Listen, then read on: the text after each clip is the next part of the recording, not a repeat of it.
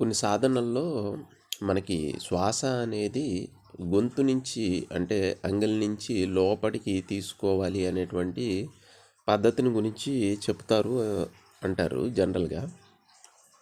అయితే క్రియాయోగ కేచిరి ముద్రతో కూడినటువంటి క్రియాయోగ చేసేటువంటి సాధకులు ఆ పద్ధతి అవసరం లేదు.